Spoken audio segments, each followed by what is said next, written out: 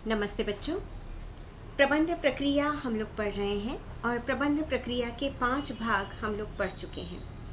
आज हम प्रबंध प्रक्रिया का अंतिम भाग पढ़ेंगे जो है कि भाग 6।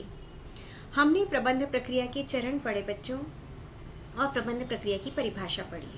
हमने प्रथम चरण नियोजन, द्वितीय चरण संगठन और तृतीय चरण नियंत्रण पढ़ लिया है और आज हम पढ़ेंगे इसका छठा भाग और अंतिम भाग जो है मूल्यांकन। मूल्यांकन क्या है बच्चों और मूल्यांकन क्यों किया जाए, मूल्यांकन की क्या आवश्यकता है।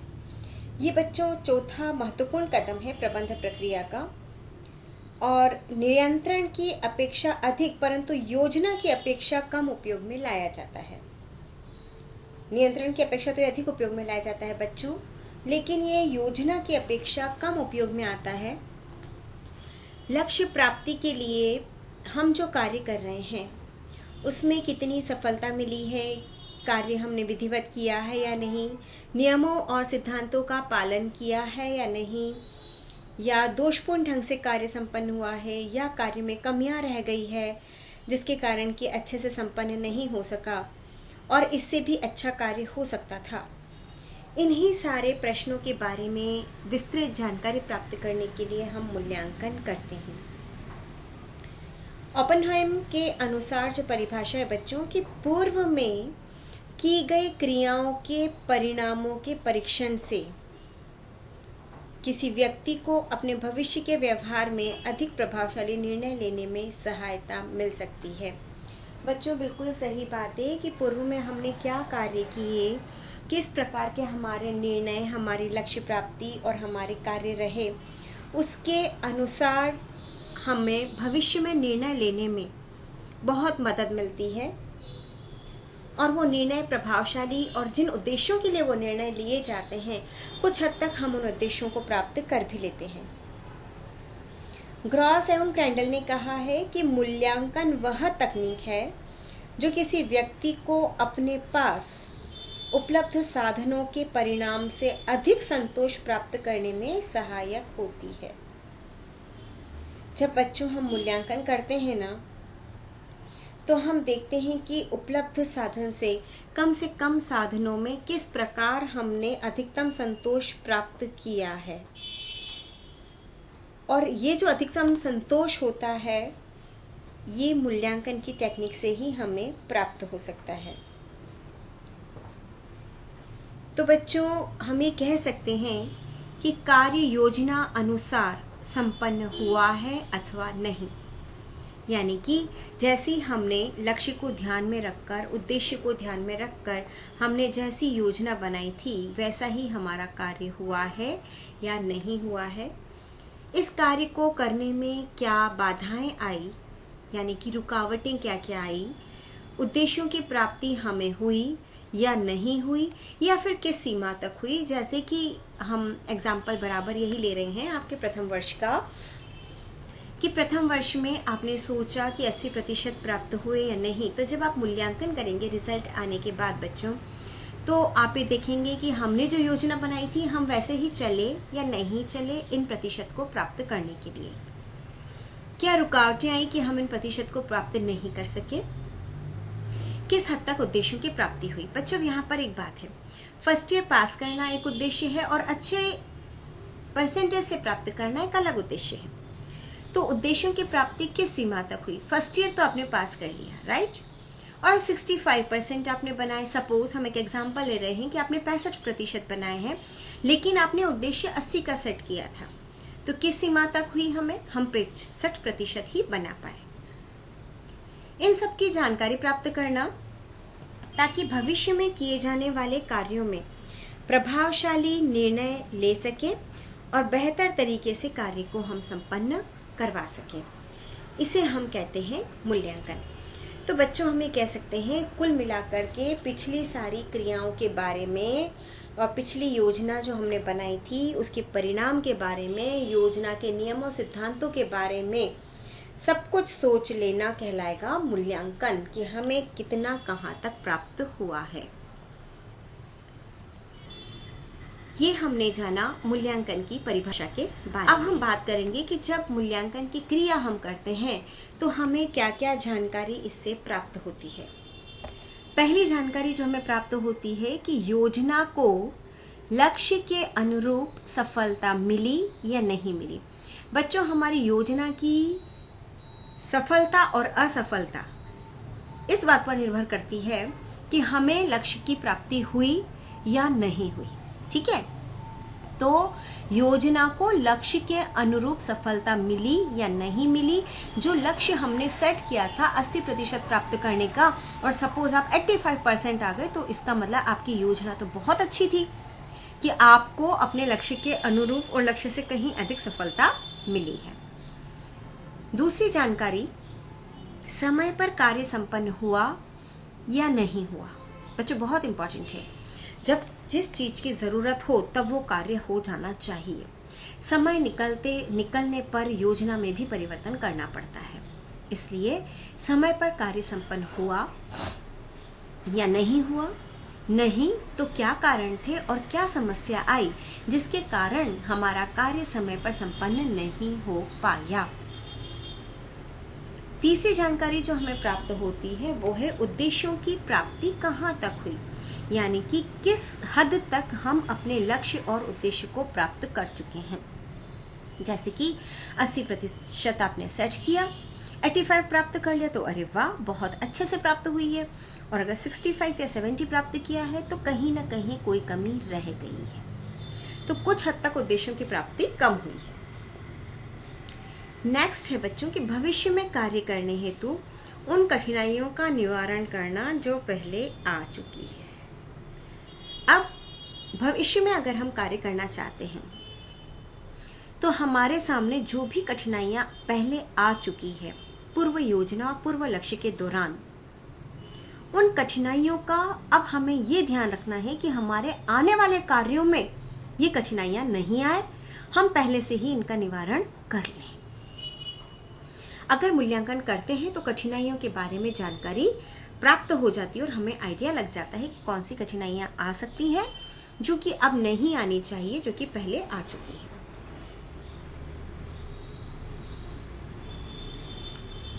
भविष्य की योजना के लिए आधार प्रस्तुत करता है मूल्यांकन।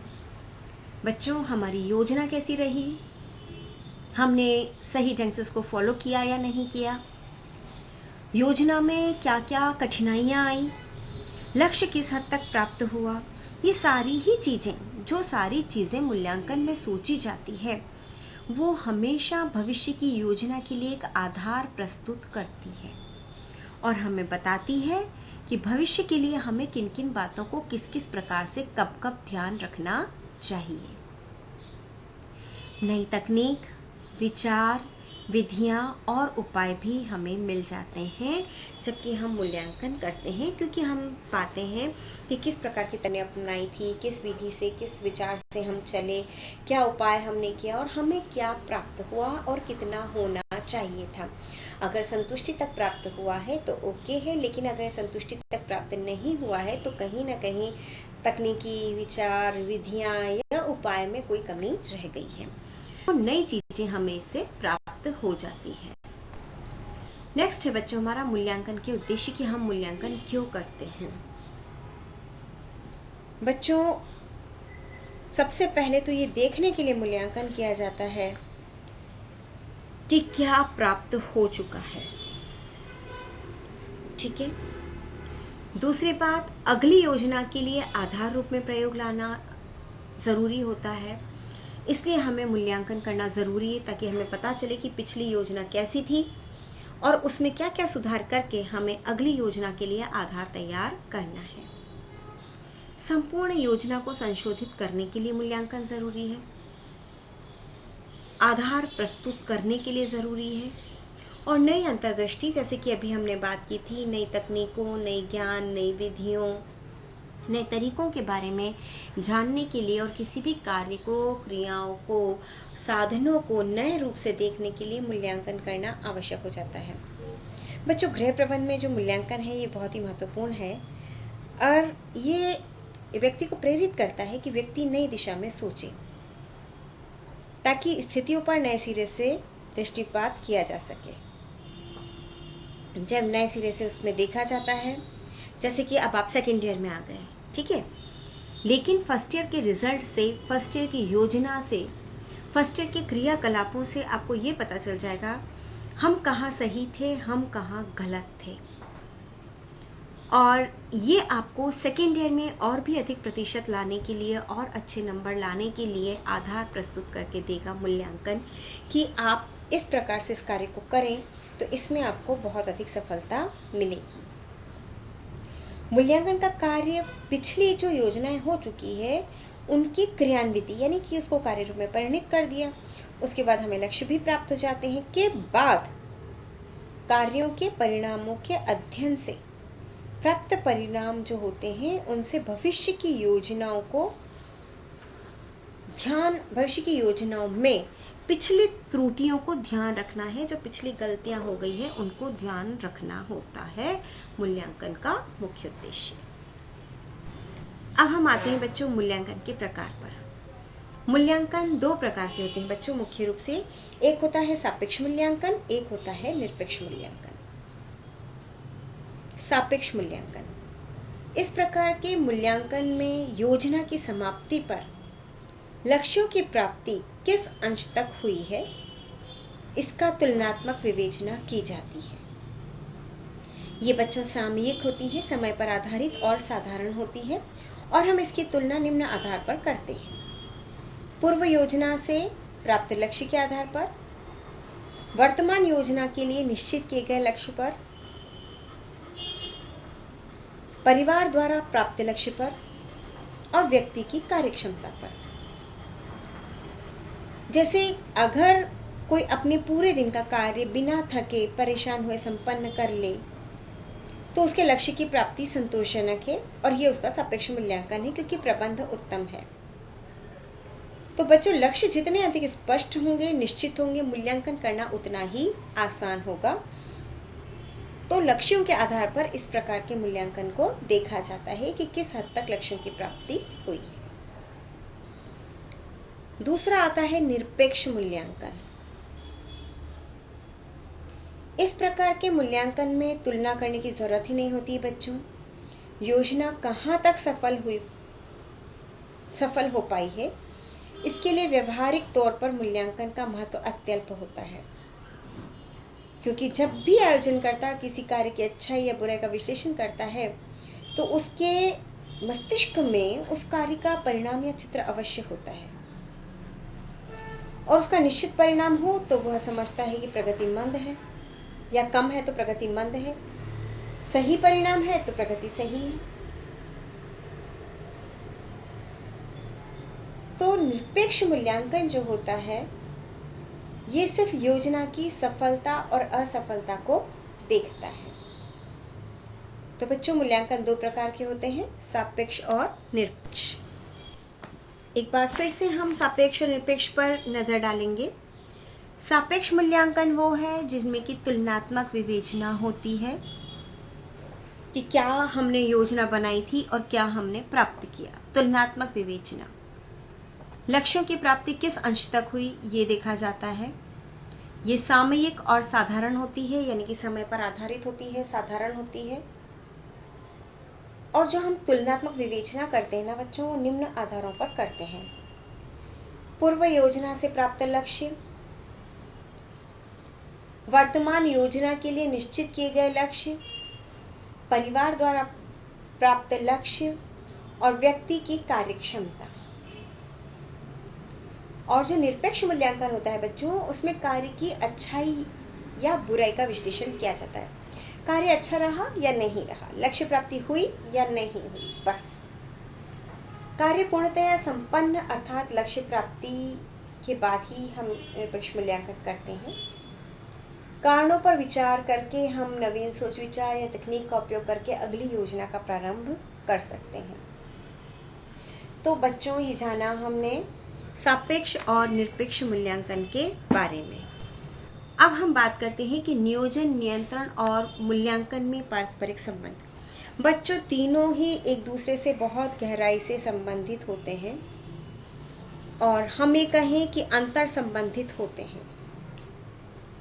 अलग अलग रूप से बच्चों देखें तो नियोजन अपनी जगह बहुत महत्वपूर्ण है, नियंत्रण अपनी जगह, मूल्यांकन अपनी जगह, लेकिन ये तीनों प्रक्रियाएं इस प्रकार संबंधित होती है बच्चों, इस प्रकार जुड़ी हुई होती है कि इन तीनों को करने के पश्चात ही हम कह सकते हैं कि हमने कार्य पूर्ण कर लिया है।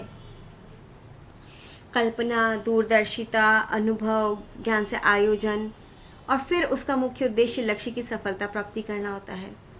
आयोजन के पश्चात योजना को कार्यान्वित करते हैं। बात समझ में आ रही है? सबसे पहले हमने योजना की बात करी कि कल्पना से, दूरदर्शिता से, अनुभव, ज्ञान से हमने योजना बनाई।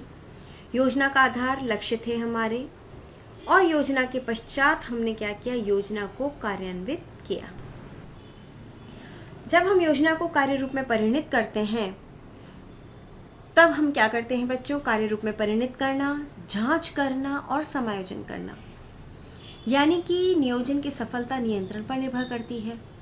यदि योजना हमारी परिवर्तनशील है और सभी कठिनाइयों, समय, परिस्थितियों को ध्यान में रखकर बनाई गई है, तभी नियंत्रण सफल हो सकता है।